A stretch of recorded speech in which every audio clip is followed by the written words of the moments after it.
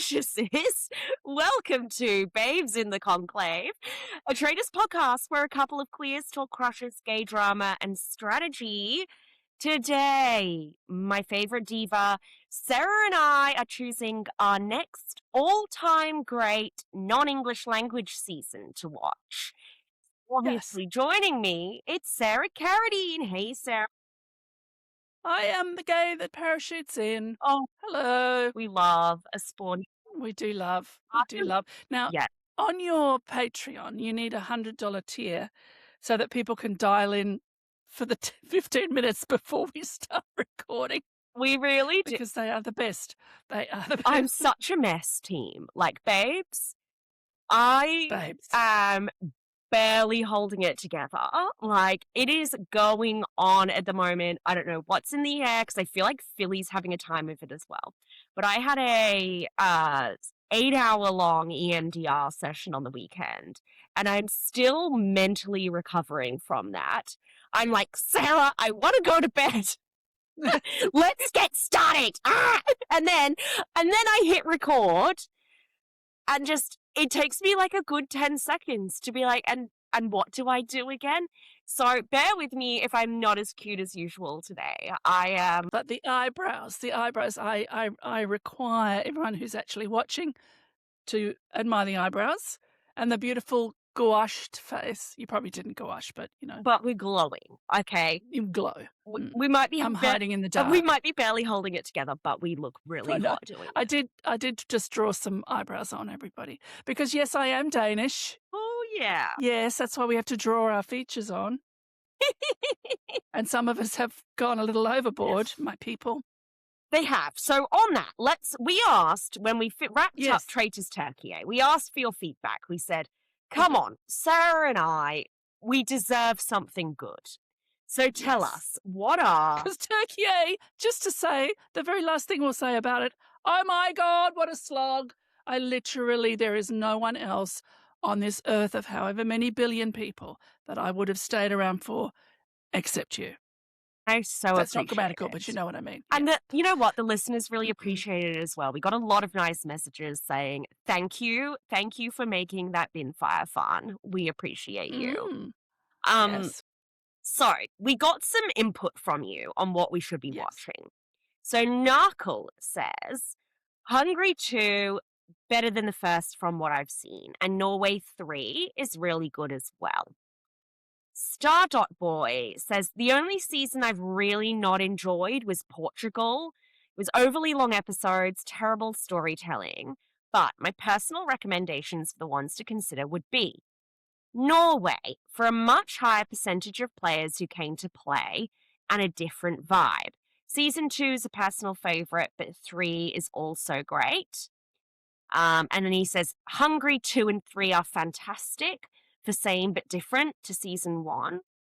And for the maximum unhinged chaotic energy at the expense of gameplay, Poland season 1 and Israel season 1 both made me cry laughing repeatedly for all the wrong reasons. Non-spoilery example, Poland is the only season I can remember where the host gets into a full-on argument with a contestant. Brilliant. We deserve better than that right now, respectfully, Startup-Boy. I can't be doing that. Startup-Boy, we will get to it. But you... And we might just do a season overview. I jumped in on Norway too, because these are my people. Yes. For people who don't know, my heritage is Danish. And if you're looking at me and you've seen the Traitors Denmark, I think you'll see. But I thought, well, I'll have a look at Norway too. And we're sort of a little bit spoiled for choice. So I messaged you, Annabel, and I said, it's good. I think we can do better, but I'm a little sad that we don't get to spend a season with a host that I would call Teemu Alexander Skarsgård. I mean, still hot. Still hot. What I ordered, what I got. Not bad. And then I got this amazing DM from Jessica.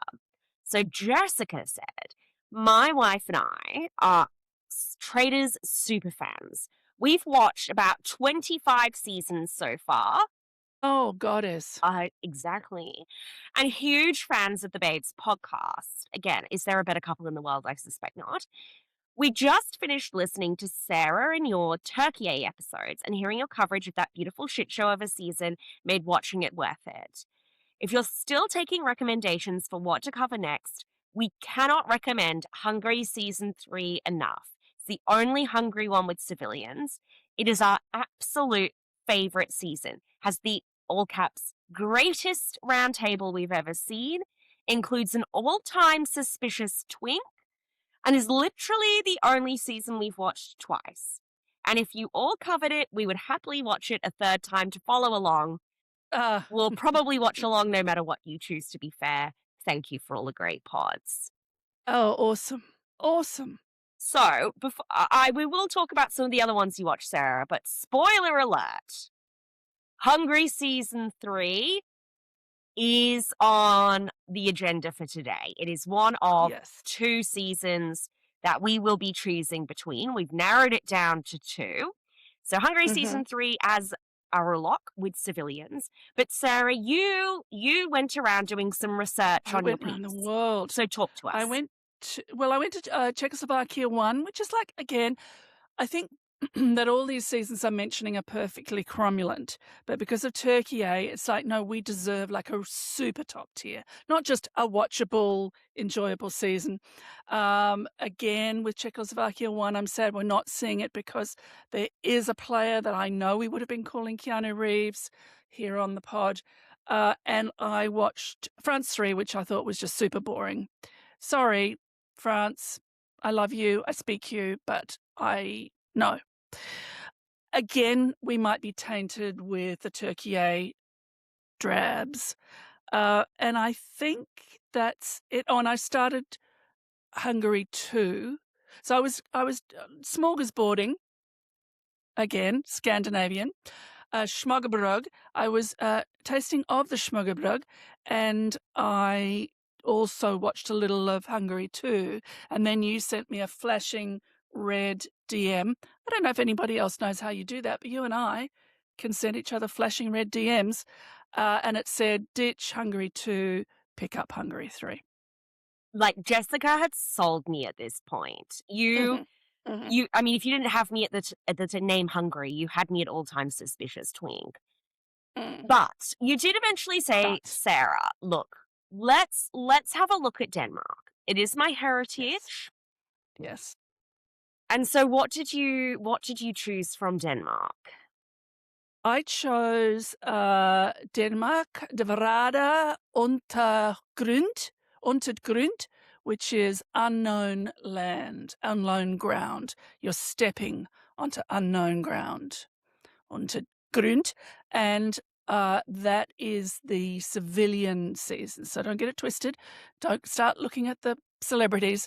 We're going to be looking at the normies. And of those, I did say to Reddit, okay, give me your top Denmark, and Denmark 2 came out on top. I have very womanfully refrained from thundering on to episode 2 because that was one of my benchmarks of how to choose to our shortlist. Did I want to very naughtily start the next episode, which I swore I wouldn't do and I didn't do? But was there an almost overwhelming urge to let the next episode roll on?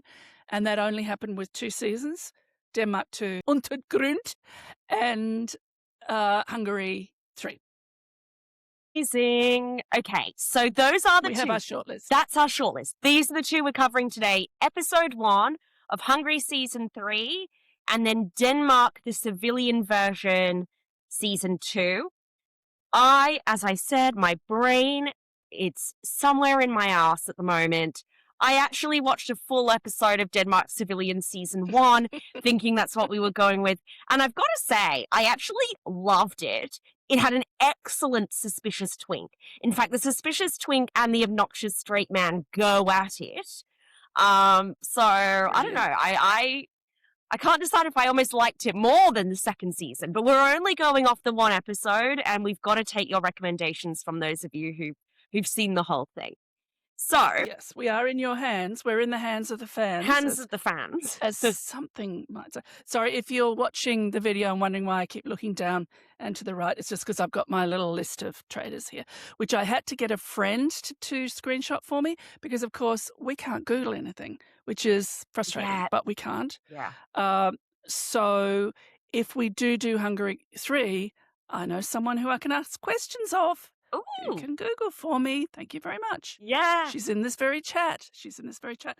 But yes, so I have, so that's why I'm looking down because I kind of know all the Denmark names, but I watched Hungary twice and I don't have the names in my head yet. But I have the vibe. All right. I have the vibe. Yeah, perfect. I mean, we don't need to talk about every single thing that happened. What I want to do here, as we compare and contrast these and make the high stakes decision of which season we will be covering first, maybe we'll definitely have to cover the other one anyway later, but Maybe we'll definitely have to, yes. yeah, but which one are we going to do first? So I've come up with some key selection criteria.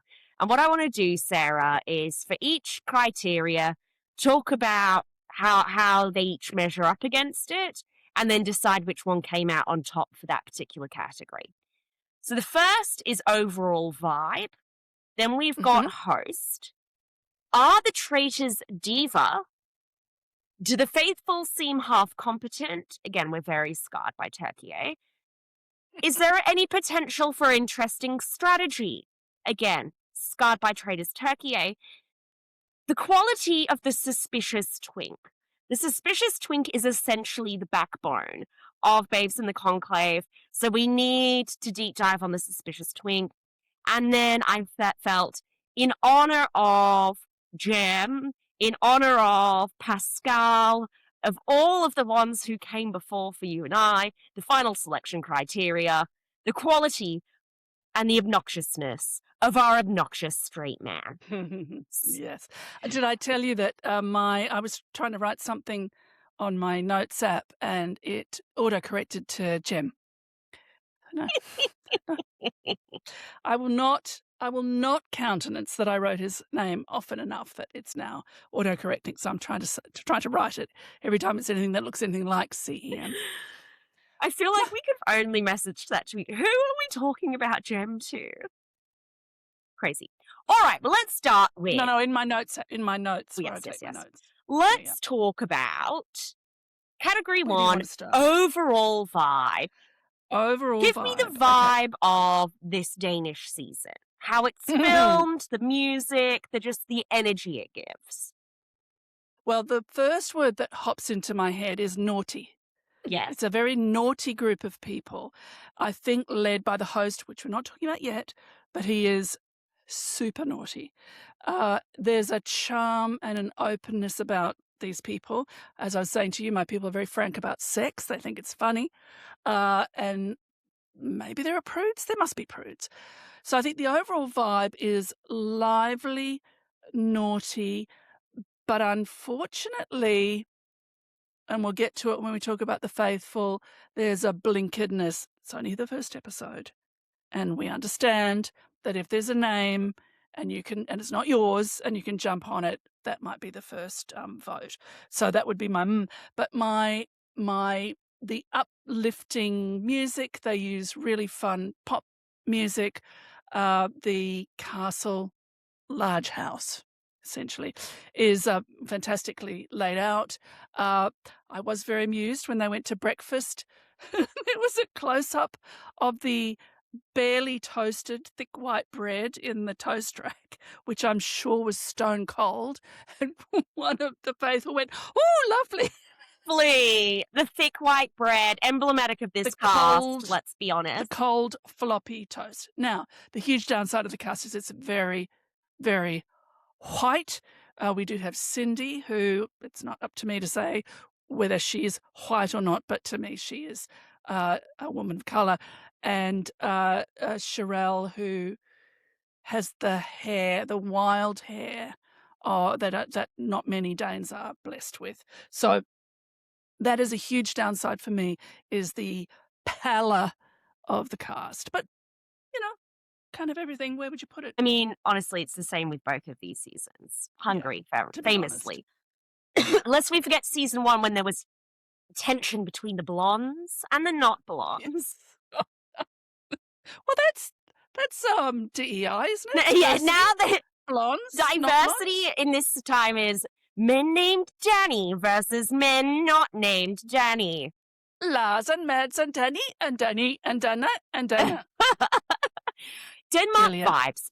Obsessed. I absolutely love the way this is shot, Sarah. It feels so different to all of the other versions that we've watched. It feels high budget. It feels cinematic. The music was Yes. incredible. I'm not a film girly. Is the term film noir? Is that something I could use? It's the opposite of film noir. It's the opposite of film noir. Film noir would be the shadow of the blinds across my face, so you'd only see my eye. Okay, it's the opposite of that. Dark. It's saturated with color, but not. Yes, it is. And It's slightly yeah. it's slightly hyperreal, and for those people who are in a country that is not Australia or Denmark, socialised medicine. That's all I have to say. There's money to make this show, and it shows. Yeah, Although the host does arrive on an electric that little pony. that was iconic. Fantastic. I still thought he looked like a rock star. Also great Yeah, so fashion. you like the vibe. Love the You vibe, like the vibe. the fashion. Like everyone's showing Yeah. up in fabulous outfits. They look amazing. They look stylish. It's not in a really kind of manufactured, forceful way like the US, where you can tell that they've brought in a stylist for They got a it. stylist Like- and they got a wardrobe. Yeah, And they laid out their outfits and took photographs of them. It's like, that's what you wear on this day, and that's what you wear on this day. Yeah, it's not like that. It's just like their clothes. yeah. There's a particularly stunning forest green wool suit, which is worn in this episode, which I just covet It was so much. So incredible. beautiful. Yeah. So Denmark vibes, loved it. High vibes. Hungary. High vibes. Yes. Hungry was hungrying. Film noir. Film. It was noir. more of the traditional Traitors vibe. My God, it's so dark. I mean, our queen, the Rat Queen, is literally holding a handgun in the opening sequence. No one is going to be waving around firearms in the Danish version, let me tell you. No. When I say it's more traditional, you know, Attila has his bizarro wizard man servant called Leopold. They're digging graves. Like, it's serious and it's haunting. Contrast with the opening of Denmark, where Martin is ironing the traitors' cloaks and then giving himself a little face steam with the steam from the iron. So what did you think about the vibe of Hungary? Well, the vibe of Hungary, it made me vibrate at a certain very low hum. Hard to know if that's a hangover from how much we just adored the previous Hungary season that we watched, or whether it was this season. Certainly Attila, is a very welcome sight. He's so assured. He drags his stick along I'm not talking about the host, but I like the vibe. My feeling, again, is that slightly tainted by Turkey. I don't know if I want to go into that heavy, I'm bad at geography, Central European, that heavy. I think Hungary counts as East European at this point. Yes, Eastern Central European. Yeah, so Turkey and Hungary give me that same, there's only a potato for dinner vibe. Very racist of me. But it is a heaviness, and the interiors are very dark. And I mean, we loved that the first time we watched it, but we just watched it with Turkey. And I think, but again, maybe Denmark gets a bump from Turkey by being light and bright and cheerful. But taking it on its own, I wanted to watch the next episode. The vibe was good for me. What about you? Yeah, Vibe. Just taking the cinematography into account, Denmark. It's refreshing. It's something I've not seen before. Playful. It was playful. But, I mean, honestly, like, well, there are other things that contributed to the vibe of Hungary that made it incredible, but if I maybe boil this category down to just the look and the feel and the texture of the episode, I think I'm gonna give this category to Denmark. Yes, I think it's close, but it's Yeah. clear. It's a close run thing, but I have no flip backwards and forwards. For me, it's Denmark. All right. Very closely tied, I Okay, think, to wow. the vibe is the host.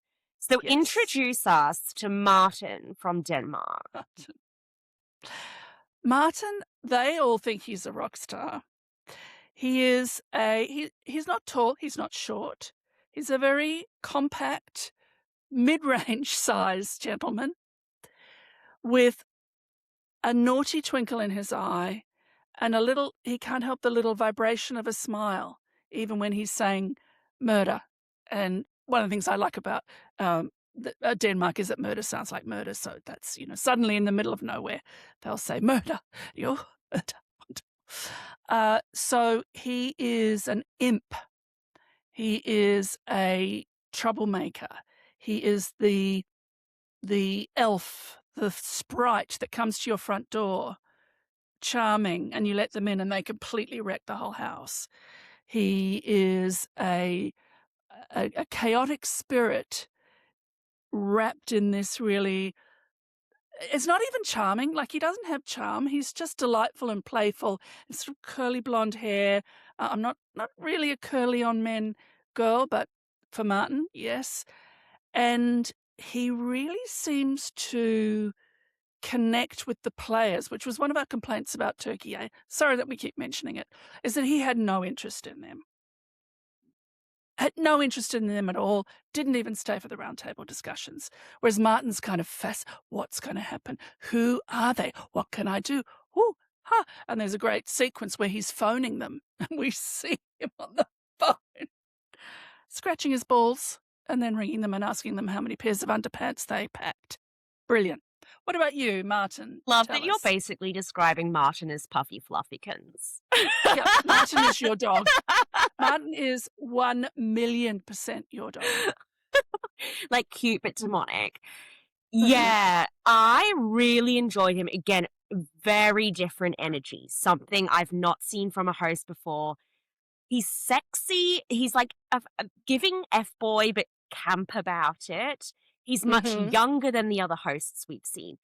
I Yes. swore blind, Sarah, that I've seen him in other stuff before, but I IMDb'd him and I don't think I have.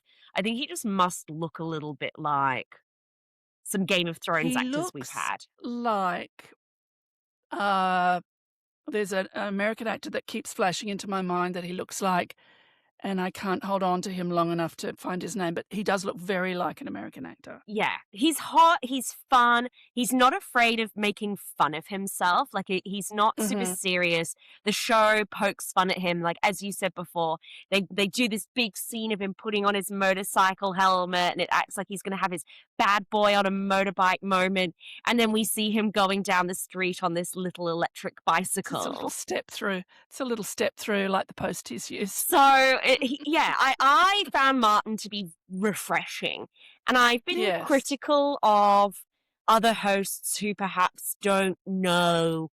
I mean, like Alan, I'm quite critical of Alan. Philly and I Yes, feel that same. he doesn't know his character and who he's trying to be. Yeah. I mean, I love Alan, and I I love would Alan. take, but I have said, I am on the record as saying this just isn't quite right, and because he's performing a role, he therefore can't he's not like English woman, fuck, with the Claudia. fringe, we don't even know what we're he's not like a Claudia. Claudia's just Claudia, so she can be much more responsive to what's going on, whereas Alan has a character and he comes in not exactly with a script, but pretty much with a layout of what he's going to say. So I find Martin is in the Claudia. Claudia is also very naughty and chaotic. Yeah. Uh, but so I think he's more there, and that means he can contact the players. And he must be famous because they all are just super excited to see him, unless they're just super excited to see the host of the show. I don't know. He's great. And you're right. It is that kind of Claudia connecting with the cast energy. To me, Kareen is the best host. I love Kareen. Yeah, She I knows absolutely love Corinne. knows her character. She plays her character. So I think if Martin is a bit of a Claudia, our Hungarian host, we've met him before. I missed him. Miss him so Attila. much. I screamed. I I scrumped a little scream when I saw him. Oh, I I just adore him. love Adore him. him. And he's more in the Kareen camp where it's, I am here to play this hard-ass character and I'm Yes. not here to be your friend. I missed it all. I missed the terrible box-dyed hair. I missed his air of authority when he's asking his little wizard man servant if he should grow in a mustache for them. I'm like, give me a gay mustache, Attila. I thirsty for Attila. I'm thirsty for Martin. I'm I thirsty for can both tell. of them. Yes, I can tell. I mean, I very much like, oh gosh, everybody, please forgive me, the Irish woman, who's the Siobhan. host of Ireland. Siobhan, of course. Of course it's Siobhan. I like her very much too, but I would say my pantheon was always Claudia and Corinne. Then Siobhan came along, and then Attila came along, or the other way around. So it's like, well, now I've got 4. Martin has joined them. I mean, they're very different. So different. It's very hard to compare It's a tie them. for me. It's an absolute dead tie. I cannot get a bee's dick between them. No. Believe me, I've tried. I think this early in the piece, it's really hard to make a call as well. Because we have a historic relationship with Attila as well. Totally. I mean, I prefer a harder. I think I am one of the rare people who doesn't have Claudia as their number one. I like Claudia. I think Yeah. she's a great host, but I don't want a host who's there to be friends with the cast. I want Mhm. the Earl of the Manor, the Lady of the Manor. I think even after watching Martin for 10 hours, I will still prefer Attila, but only because that's a personal taste in the hosting Yeah. style. It's, again, super refreshing to have someone play that friendly host, but in a unique way and in a way where he really owns it and he knows what he's doing and he's not confused about who he's trying to be. Yeah. Look, well, for me, it's a tie. For you, it's Attila. So we put that one in the Hungary column. Or too close to call, because I think for some of these other ones, which I think are probably more important categories, and it's much clearer for me here. So let's move into, are the Traitors diva? And what I mean by this, it's quite literal. I mean, are they giving diva? The Traitors are the main characters of the show. Do they have what it takes to carry the show? Are they serving? And I will say for these next couple of categories, with the Traitors being diva, the quality of the faithful, the potential for interesting strategy, I do feel like because Hungary was half an hour longer than the Danish episode, we had so much more time to get to know them. So I am trying to factor in, we got 50% more from Hungary. If we condensed that, did I need all that extra time to feel this way? So with all that in mind, the diva quality of our Traitors in Denmark, Sarah. Well, now I feel that Denmark, in terms of us judging, is at a disadvantage because we don't know who that third traitor is. So can I just sidestep for a start and Please. say, did you like this? One chosen at the table, lifts the thing, looks around, the only one chosen on the phone and one chosen separately. Did you like this? Yeah, so let's talk about this because I think that comes down to my potential for interesting strategy point as well. There are a lot of twists going on in this ad. Denmark is mixing it up.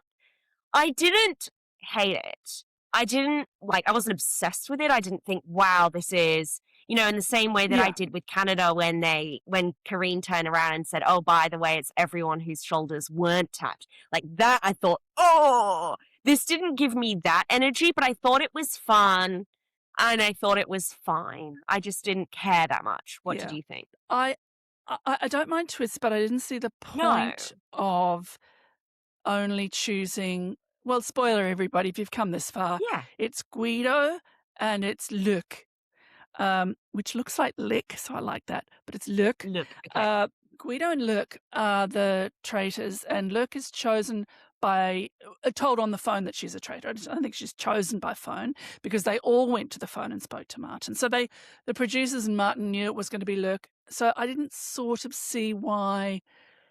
I didn't quite know what it added. I didn't hate it. It's not game breaking.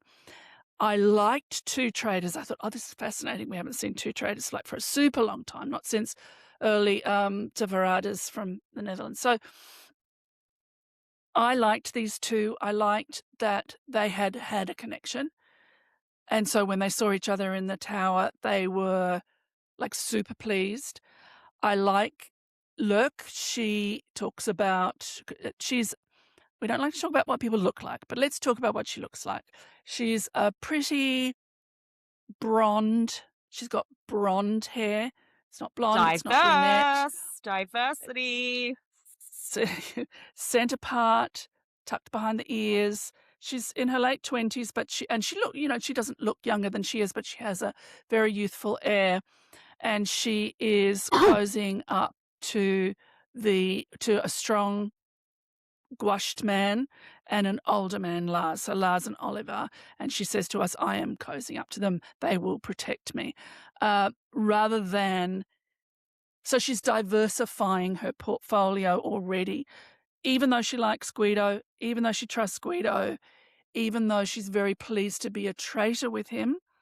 She is already looking elsewhere to shore up her end game.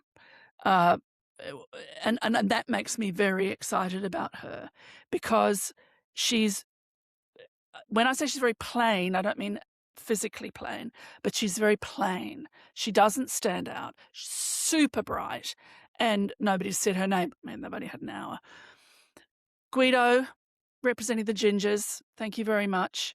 And when Guasha Boy says, "What do you do?" and he says, "Oh, I'm a school teacher." It's before he knows he's a traitor as well. And Guasha Boy says, "Oh, I'm a model, but I trained as a school teacher." And Guido says, "Yeah, I'm a model too."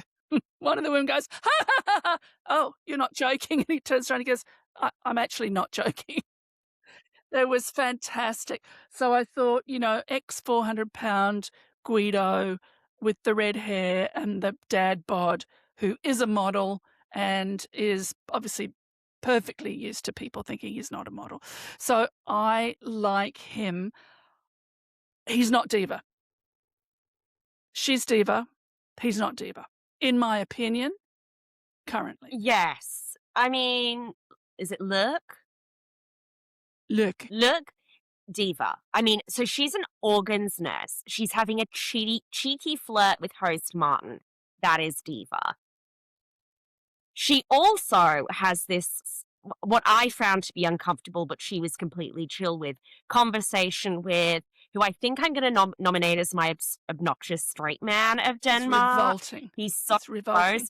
When she says, "Oh yeah, I'm a nurse," his reaction to that was, "So do you stick fingers up people's asses?" Mm. And It is in the character of the Danes to be on that, to be more coarse, shall we say? But that was super coarse. And she didn't say anything about bums. In fact, she said she was an organ nurse.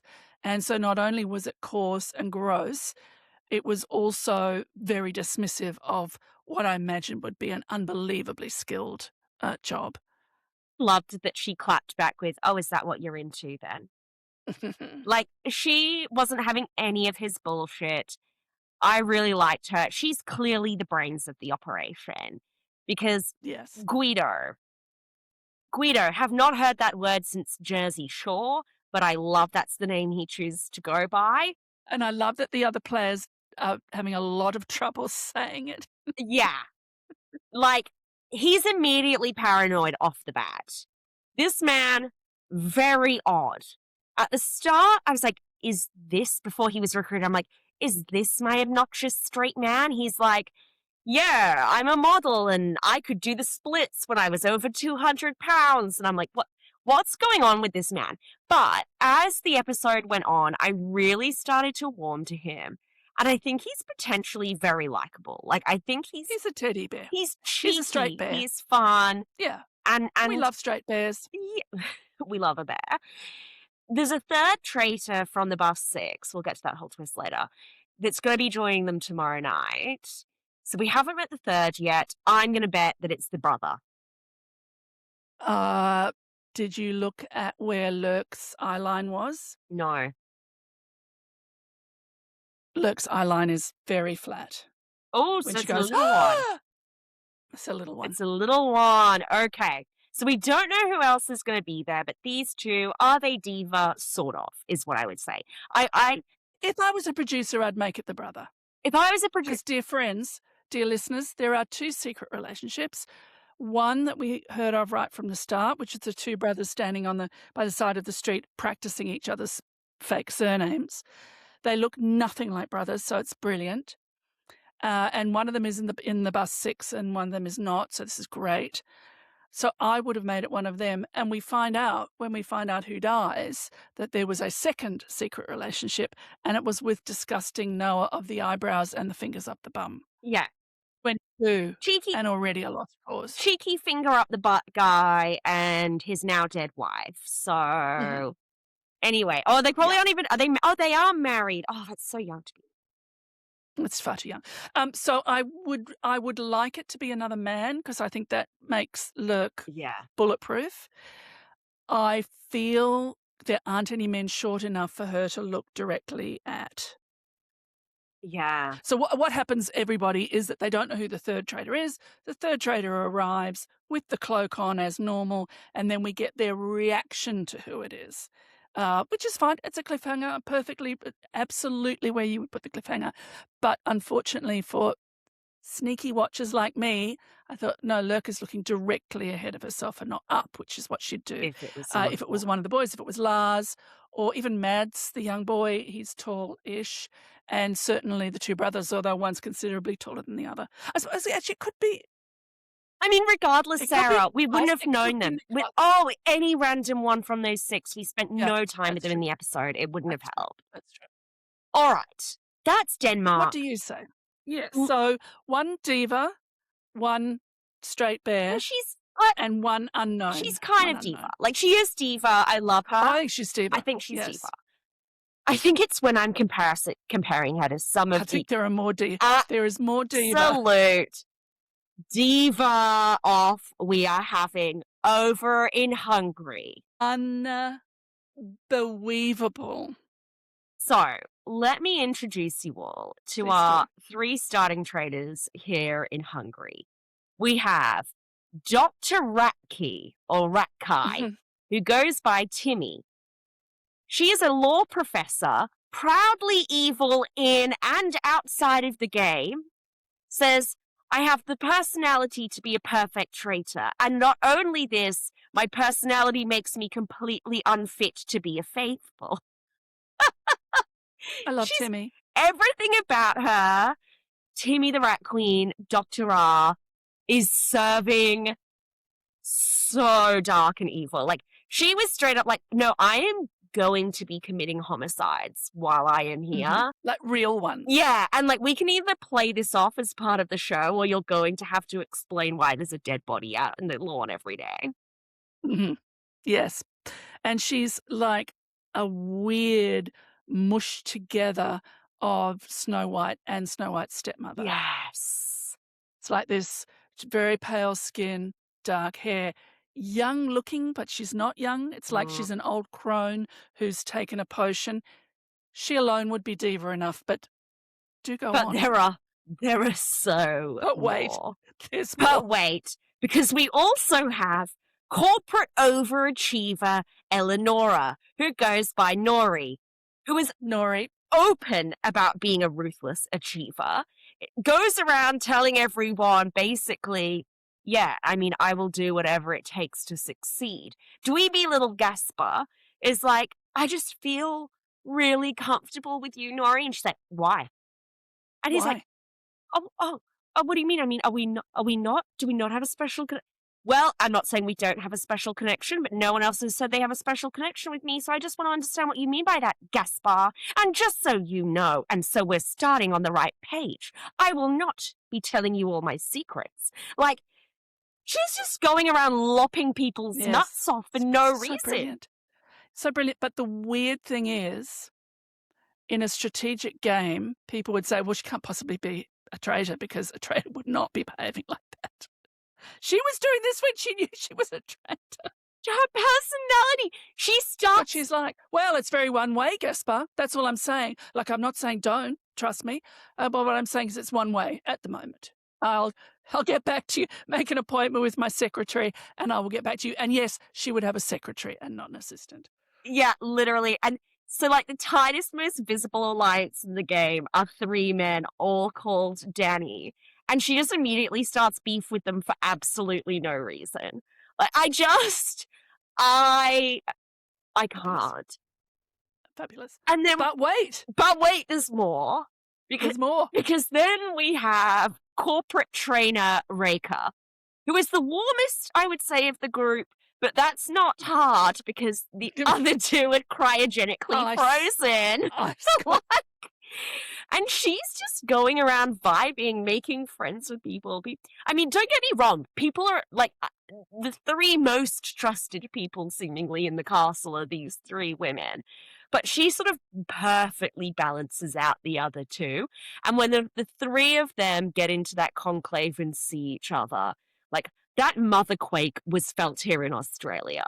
Yes, yes. I'm surprised everybody didn't wake up in their beds in the castle and wonder what had happened.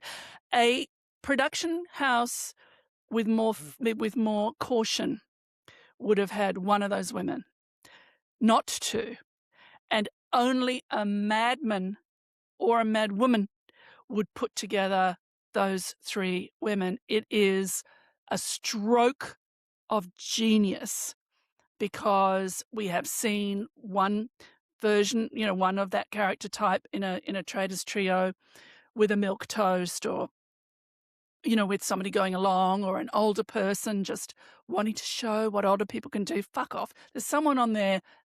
Oh, sorry. There's someone in Denmark that's the same age as me. And I was looking at her going, what the fuck? And you have socialized medicine. Marion is the same age as me, 66. I mean, please. I've gone off. Yes, only a madman would put these three together, but in fact, it is genius because they become, whether they're trying to or not, they become each other's cloaks. Because even if one of them goes, it could not possibly then be either of the other two. No. I mean, they're too similar. They're the same woman. Woman. They're the same It's woman. like if they took Dr. R and cloned her twice, and every time they cloned, they became slightly less evil until you eventually got to Reka, who's actually seemingly quite nice. Smiling. Yeah. Smiling. But yes, they must have shat themselves in casting when they saw these three women coming along. And what's interesting is that one of them does have a little stink on her. Nori is already being spoken of. And they're all in the conclave saying, oh, I know, I haven't heard your name. I haven't heard your name, she's saying. And they both turn to her and say, well, we've heard your name. You started beef with the Dannies, Nori. What were you expecting? What was your intention there? And they stopped just short of saying, and in fact, we're glad you did, because if you go, we're safe. I mean, I can see things popping off up there. Like, they're all thrilled to see each other, but I can also see it going down, particularly between Timmy, Dr. R. Timmy, I have a chaos demon twink friend called Timmy. Timmy makes us. I have met Timmy. Yeah, out of control. She's not a Timmy. She's a Dr. R. Like, this woman is super evil. Anyway, these three women are told that they get to recruit and bring in a fourth traitor. Genius. And when they basically... They're furious! Furious! Oh no, what we have is perfect. But then they remember. There is this skinny little loser dweeb with no backbone. He's And no friends. no friends. Everyone hates him. He's already been bullied half to death by Nori, but he loves it. And his other bestie is Reika. They want to bring in nerdy Gasper. So, like, this is the Black Widow alliance on steroids, people. They want to bring him in so they can all meet with him and then eat him alive. So good. Like, I'm sorry, are the Traitors diva? Hungry wins this category hands down. Hands down by a mile. They've breasted the finish tape before Denmark's got its shoes on. Incredible. But it's not all about the traitors, okay? We love the faithful as well. So, and with this category, I want a couple of things. I want, do the faithful seem like they might be able to get it together and eventually catch a traitor? Are the faithful interesting characters? Are they the right kind of crazy, but not turkey egg crazy where we're just never going to get anywhere? So let's talk about the faithful. Talk to us about your standouts from Denmark, Sarah. Yes. Now, the interesting thing, sorry, one of the comparative differences I would say between the two casts, and we will get to that, so I'm not going to harp on too much, is that I feel like Denmark is currently a more cohesive group and Hungary is a very disparate group. But I find a disparate group just in general more interesting. We are going to get a pile-on vote from both groups, but some of them are sadder than the others. Okay. I love Carl Johan. Carl Johan, as soon as we meet him, we knew he was not not long for the world. I like the Danis. I don't know which is a bit of a problem. I just trying to now, Charlotte. Charlotte told us that she was pissed off, and I said, "Well, why don't you tell your face?" Which I thought was such a funny joke, and I looked around and there was no one else here with me to understand just how funny that joke is. But if you do watch Hungary, Denmark too, you'll get that joke. Kim is an older man. It's like nobody I'm that interested in. I'm going over my list. Freya, dead. Oliver. Yes. I like Oliver, but I fear for Oliver because he is the only one absolutely guaranteed not to have a shield. Yes, I agree. I mean, I think my standout faithful here are the suspicious twinks. Again, spoiler alert, suspicious twinks in both Hungary and Denmark called Oliver, which I love. But the main suspicious twink is Carl Johan. Carl Johan. So we'll get to him in suspicious twink category. Yeah. And then the other potentially interesting faithful are our obnoxious Julia. straight man. Noah. Yeah. Really, this. What about Julia? Which one was Julia? Julia was the shorter, broader. She's blonde. She has a lot of tan face. Yes. And was not only is she quite, again, we don't like to talk about what people look like, but just so you can remember her, she's not only broad, but then she was wearing a very broad vest with the shoulders coming out. So she made herself very square. But I actually really liked her. I don't know if she knows the game. And then there's Mads, who's a young red-faced boy. I liked them as a group, but now that you've asked me who do I like, really Oliver, and if Oliver is killed, I shall be very sad. And then I really don't know who I'm going to go for. There were more standouts in Denmark Civilian season 1 in the first episode for me. I mean, again, if they're recommending 2 over 1, this will play out more interestingly in the long term. The brothers, I suppose that's slightly interesting. Nicholas and Andreas. We have Lars, of course. Yes. Because if you're in Denmark, throw a rock and you'll find a Lars. I think Lars doesn't know the game yet, but he's going to be one of those faithful that just suddenly gets it. Like comes from nothing, didn't realize it was a game, works it out once people start dying, and he could be very good. And Sharika with all the hair. There's a Laura in there. So when I start, so I like them, and then when I start to name them, they crumble slightly in my fingers. And because I'm almost convinced that Oliver's going to go, that is a huge blow to me because he was my standout amongst the faithful. What about you? Charlotte. I think Charlotte is the standout Sure. faithful here. Someone She tell her is face. very intense looking. She's a reality TV enthusiast, giving main character, in her own mind at least. Or And in this cast of like quite easygoing people, she's the only rabid gamer squirrel. And she is on suspicious twink Carl Johann's ass and does not let up. Like, she is here to play and is bringing an energy nobody else is bringing. She's immediately snatching a shield in the mission. She is the one that production chooses to tell on the phone calls that someone was recruited via the phone calls. And I imagine that they thought that Charlotte would blow this up and everyone would be comparing, well, tell me again what you said. Tell me again what you said. And that this would be, more of a moment.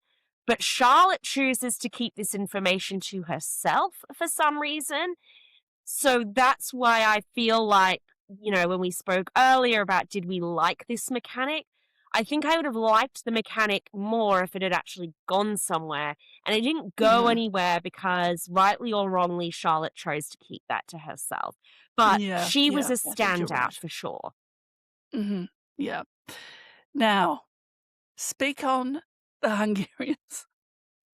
Speak on the loyals. Oh, the sweet, sweet loyals. So, shall we begin with the Dannies? There are 3 men, Yes. all called Daniel, okay?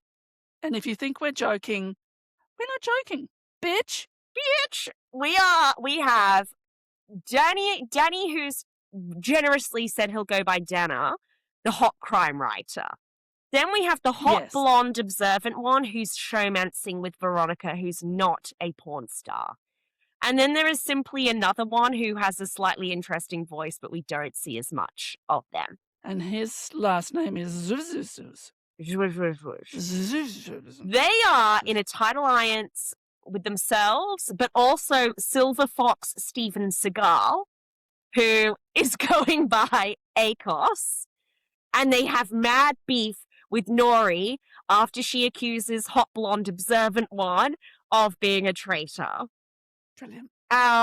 They are swinging dicks, but there's not a lot of space because a lot of men here are swinging dicks, including actor Christoph, who has mad beef with nerd alert Gaspar.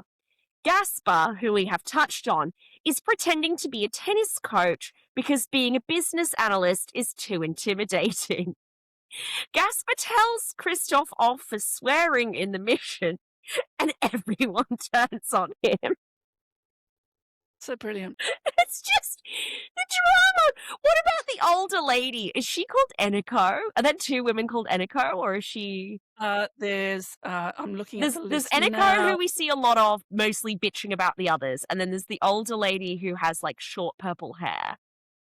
So there's 2 women called Eniko. The older one, Yes. iconic. In the We're car, gonna have to everyone's get rid of sharing them the so that we're Eniko is the older woman and Enko is the writer. Oh.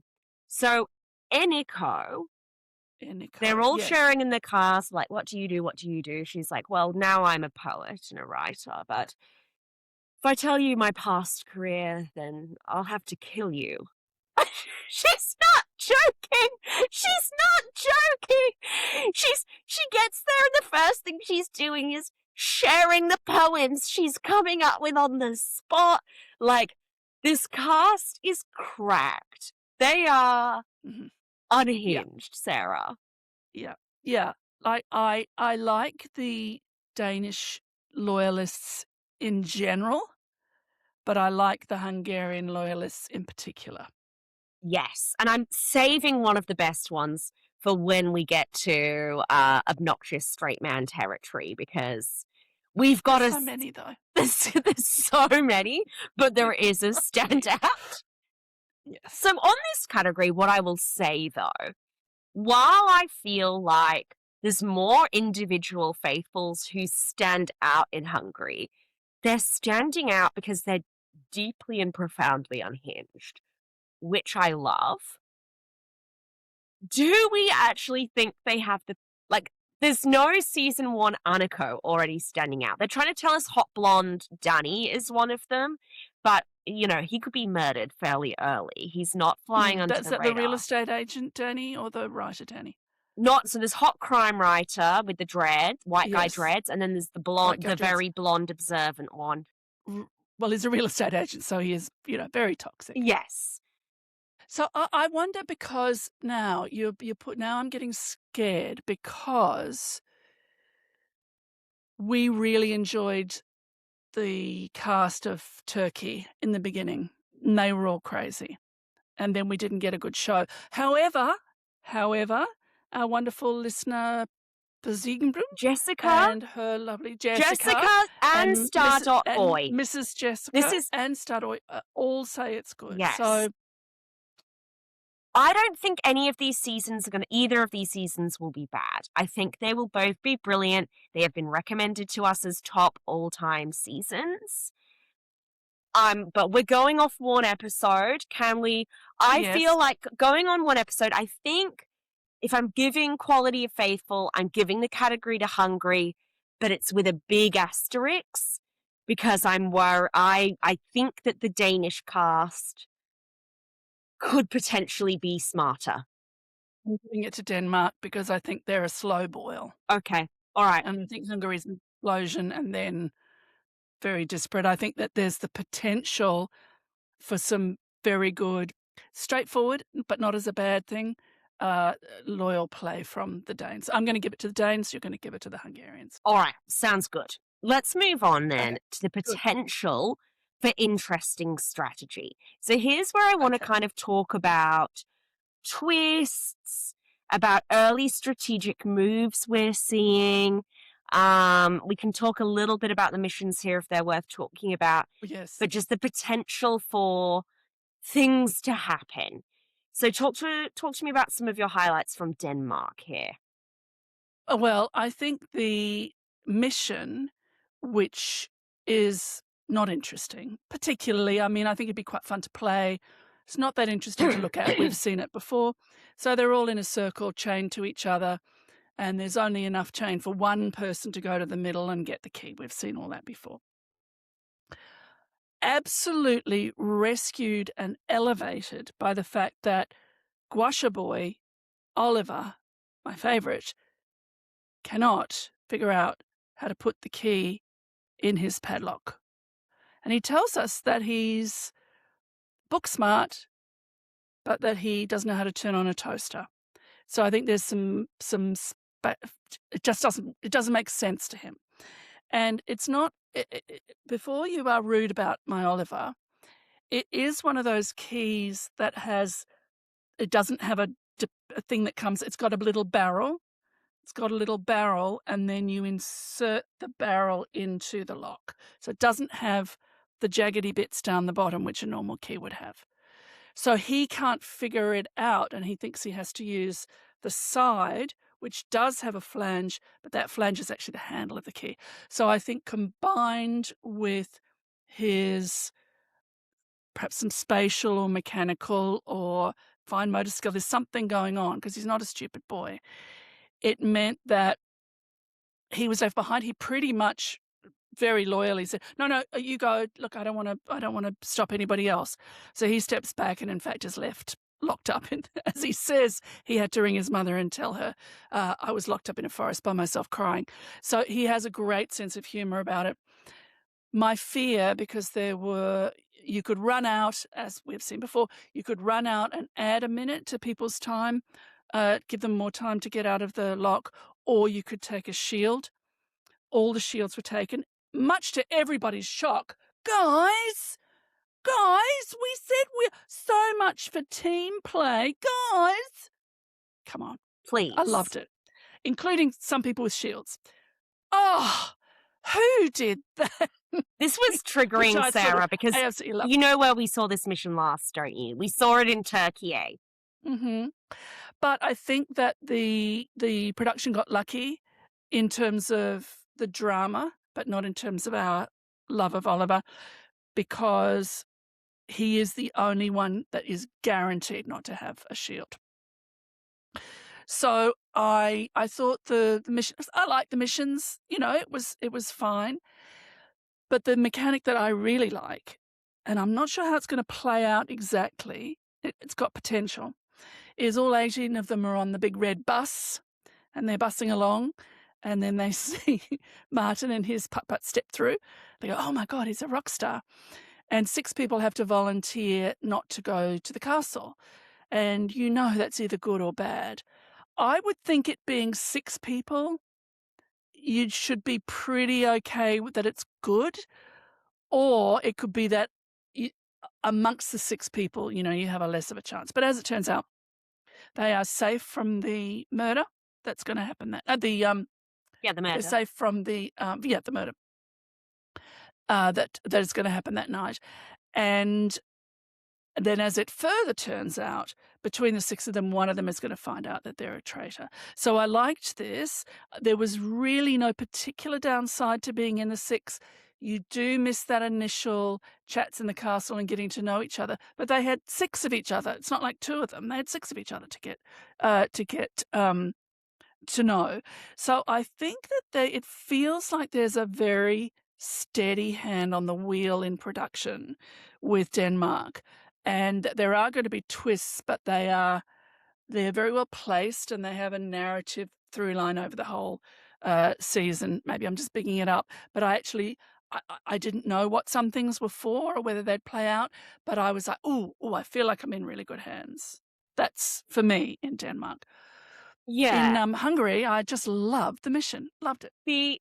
I would say with Denmark, I mean, and I want to point out that because there's 18 of them, you had an equal mathematical chance of being a traitor whether you stayed on the bus or got Mhm. off the bus, right? Yes. Yes. So you didn't know that when you were But you didn't know volunteering that then? when you volunteered.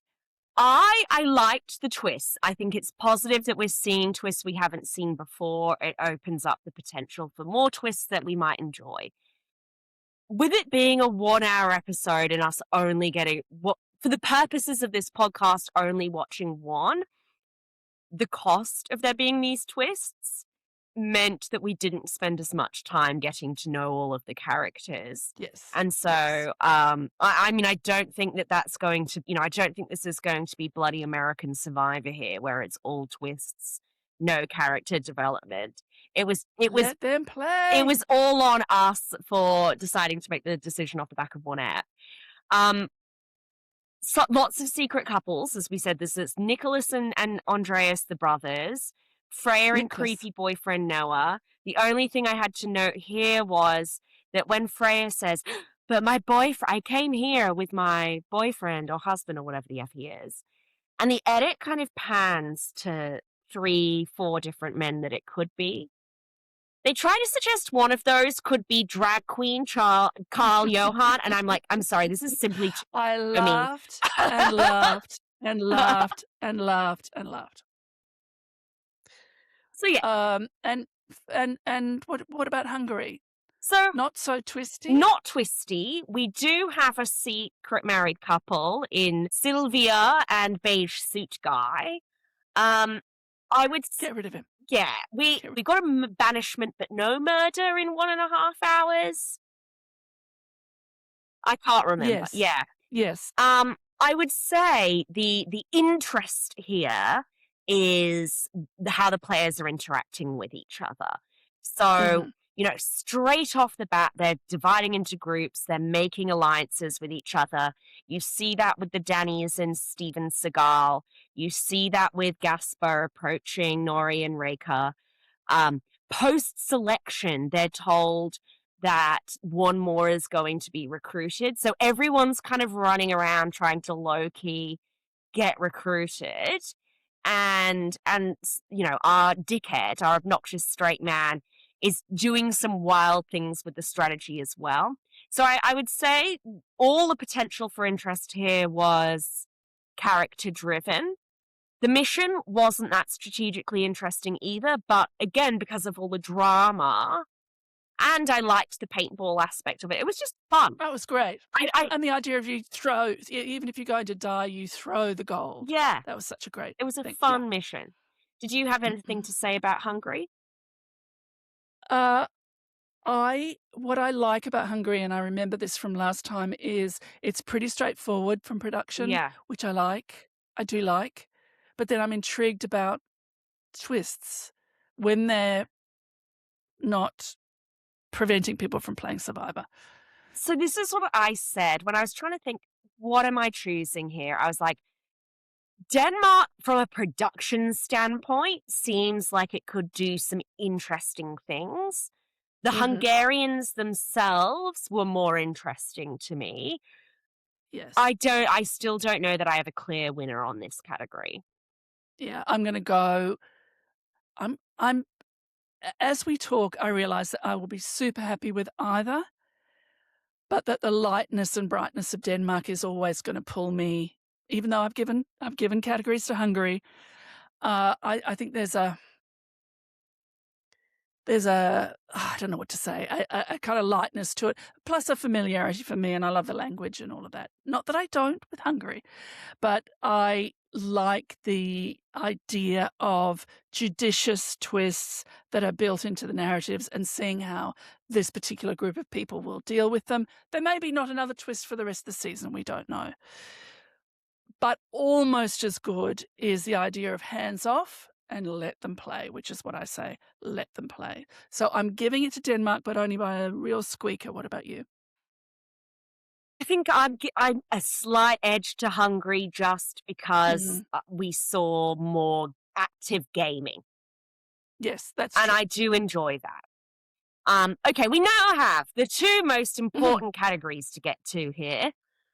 This is the decider, everybody. So, the intro music for next category. We can't go on forever with a suspicious twink, and we can fill our dreams with a suspicious twink. So, So, talk to us tell about me. our No, Okay. you start this category. So, in Denmark, as I said, we do have an Oliver, but I We think do. the suspicious twink of the episode is undercover drag queen Carl Johan, who is Yeah. not telling anyone that he's a big part of the drag queen community because that could be pretty threatening. He immediately draws suspicion post-election, and the heat sticks. He has a slip-up and implies he's a traitor even though he isn't one by saying, "We could be four traitors sharing the money at the end." Is accused of sweating, responds with, Sweating. "It's my skincare routine," icon, and is so deeply suspicious. We lose him at the first round table. I love It's him. not it's not unanimous, but it's close. Because interestingly, who else gets the votes? And it's our other category. I wanted Carl Johan to live forever. So, yeah. But he is there. You have to give it. He is there with his slashed top held together with kilt pins. Honestly, incredible. And the editors did him so dirty. It was brilliant. So they come away from the cars, the people who were in the cars, which is Julia and one of the Dannies, go around and tell everybody, this is what, oh, not one of the Dannies, I'm in the wrong bloody season. One of the others. Let's say Lars. Yeah, Let's the say Lars. Larses. It was definitely Julia. So they go around and severally tell other people. And while this is all going around, we have visions of Carl Johan just drifting about the castle with a soppy smile on his face as the troops are being amassed for his slaughter, pretty much slaughter, at the round table. I think what makes him even. No, it was Noah.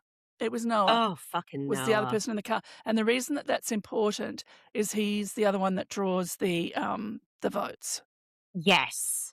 And I think what makes suspicious twink Carl Johan even more powerful is the way he unites with the other suspicious twink Oliver, who's not Mhm. suspicious yet, but is a twink. The model teacher with incredibly high cheekbones, amazing makeup, and owns a wide array of beanies. Wyshard Yes. to the nines. One with spikes all over, little tiny spikes. Calls himself Freak of the Week, which we love. Mhm. And the suspicious twinks unite to try and get out Sex Pest Noah at this first round Yes. table. But alas, Fingers up the bum. Unexpected fingers up the bum. unexpected fingers up the bum. The suspicious twink was just simply too suspicious. Now, over in Hungary, we have been promised by Jessica that our suspicious twink will be an all-time suspicious twink. One for the record books. But we didn't see a lot of him in this first episode, Sarah. So we have suspicious twink Oliver. He has a gay mustache, which we love. And he does tell us, and this was so iconic, that if he was an animal, he would be an otter. We'll have to do a Babe's Dictionary on otter, but an otter is a lean gay man who's aged out of twinkdom. Perfect to describe Oliver. And this must be a shout out to the gays because he's like, I would be an otter because otters are lean and lithe and flexible and lovely just like me. And I'm like, yes, queen. But that's literally all we get from him all episode. Mm. So this is a clear category win to Denmark. Except the suspicious twink has kind of been and gone. We've lost one of them by banishment, and I fear for the other. Yeah. But they really came and slayed in this one episode. All right, let us All right. go to I can't wait. I cannot wait.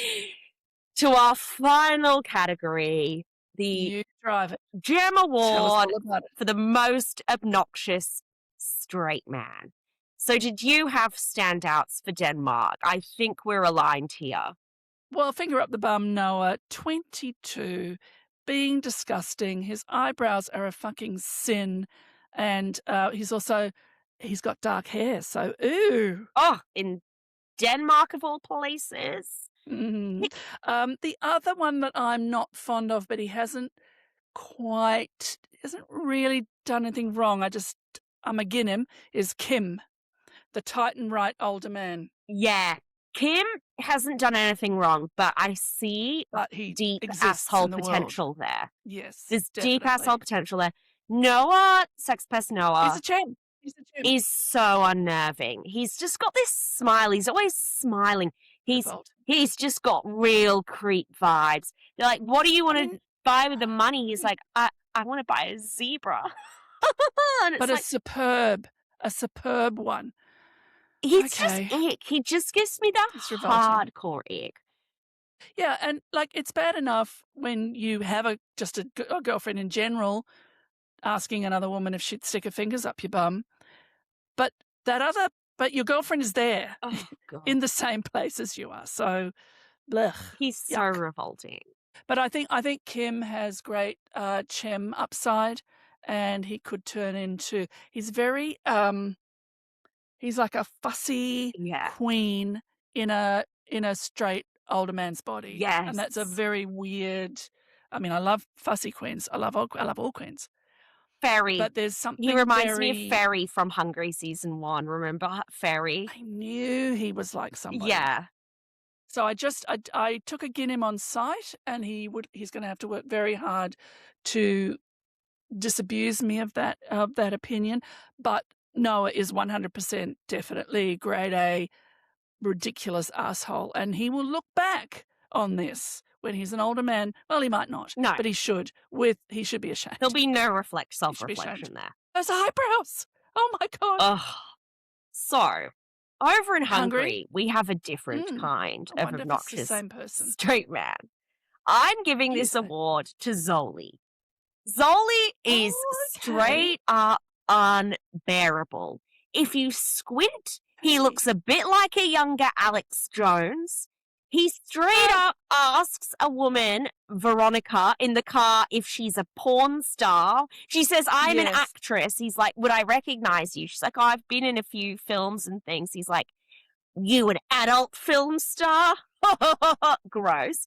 He's Ugh. constantly forcing the benefit of his wisdom on everyone. He's a self-proclaimed natural leader, runs around telling everyone I'm fucking smart, and is a rabid gamer squirrel, but not a good one. Mhm.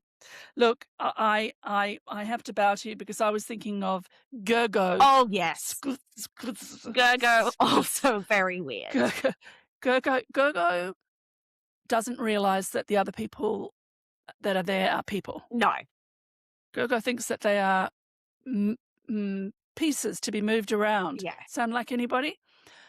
But I think I was going to give it to Zolly, but I think I'm going to stick with Gergo. But Zolly, yes, a very decent showing from him. Like, Gergo is cringe with no social skills. Mhm. Zolly's entire personality is about how obnoxious and heterosexual he is. Like, it's regardless, I think for me, the obnoxious straight man award has got to go to Hungary. They're just doing it different. I agree because let's not give Noah any encouragement by letting him win anything. He just hasn't practiced his craft long enough to be deeply disgusting. He's very shallowly disgusting. Yeah. And Kim may turn out to be just lovely. So yeah, 100% far and away Hungary. All right, so we've come to the end. We've discussed the pros and cons. We've weighed it up. I think regardless which one we go with, we will commit to watching and covering the other one because I don't think this is gonna be a unanimous decision, Sarah. Which one is your preference here? Aren't the Babyliciouses going to tell us? They are. So I think the Babyliciouses can vote, but we can put our fingers on the scale. If we're picking which would be your first choice? Denmark. I also would be super happy to watch either of them. I think Hungary is I'd be super my happy to watch Hungary, spending time with Attila. Jessica and Mrs. Jessica tell us it's great. Make them watch it for the fourth time. We need like babes, we need your help with this one. And it's not like one of us is winning and one of us is not. We're both winning because whichever one we watch, we're going to be super, super happy. We're going to love them both. Denmark could be the ray of light I need right now. Yeah, just like quietly. But I kind of, Dr. R has me sucked in. And I could feel safer in knowing that Dr. R is out there in the world murdering the sex pest knowers in their sleep. Yes. So it's all in your hand, babes. Let us know whether it's in our DMs, the YouTube comments, the Spotify comments. Let us know. Blue Sky. Denmark Civilian Season 2, Hungary Season 3. And where can they reach you, Sarah? Well, at Sarah Carradine on Blue Sky, at Kiki Legs on Instagram. Please do send me your vote. Yes! And what about you, Annabel? I'm sure they know. Yes, well, you can find us Babes in the Conclave on Instagram. We are putting these episodes up on YouTube. YouTube. Also Babes in the Conclave. I'm on Insta at Annabel CE. Look, we love you so much, babes. Thank you for being with us during this off season. You can also find Sarah on Crime Scene Pod. She's so amazing. Crime Scene, S3E1. S3E1, don't get it twisted. Don't get it twisted. And I believe the Traitors New Zealand starts like in a few days. I am going to be in New Zealand at a watch party with the 2 winners of New Zealand 1. Just saying. That's where I'm going to be. For you. That's where I'm going to be. So, yeah. I am going to be I don't know where you're all going to be, but that's where I'm going to be. Yes. I will be covering the Traitors New Zealand with Puya over on We Know the Traitors for Rob as a podcast. But I believe Philly has a wonderful co-host over here for the Traitors New Zealand as well. Philly will be covering that with Jane Massey. So make sure you listen to the pair of them. They will be amazing. Thank you for bearing with us. Honestly, I feel I think we did pretty well, all things We did considered. pretty well, considering I such a couldn't think of husk. anybody's name. Barely string a sentence together. But we love Truly. you all so much, and we will see you to watch either Denmark or Hungary very soon. Bye.